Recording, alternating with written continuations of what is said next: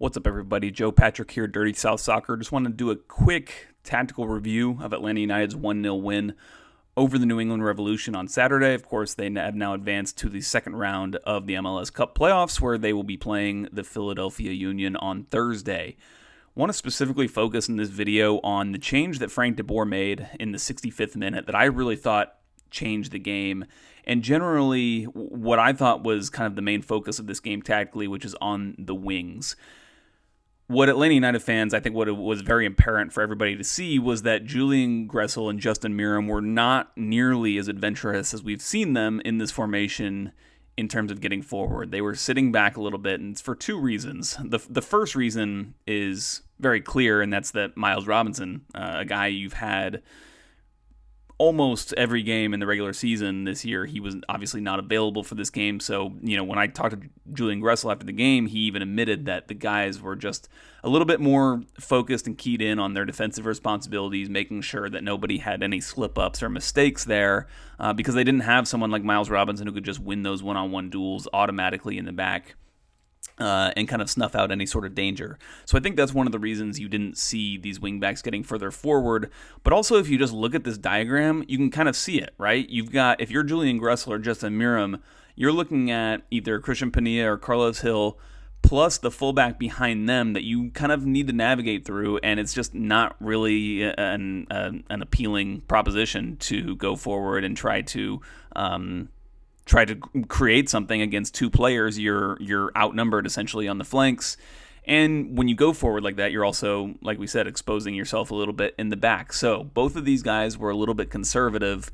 But I thought what Frank de Boer did in the 65th minute really did change things. He removed both Justin Meram and Emerson Hyndman from the game and brought in Florentin Pogba and Tito Villalba.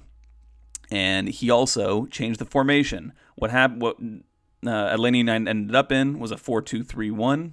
Julian Gressel pushed up as a winger, and then these guys, the defenders, just slid along the back, and Escobar became a right back, and Justin Meram, obviously not in the game.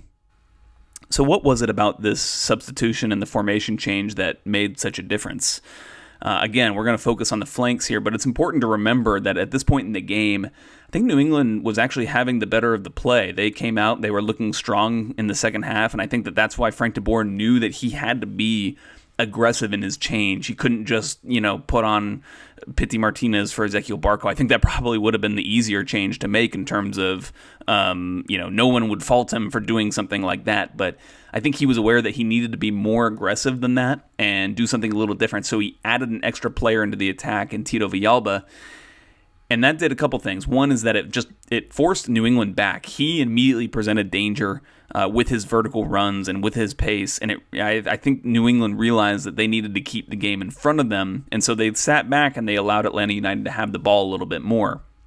And then secondly is on the other side, and this is exactly where the goal comes from.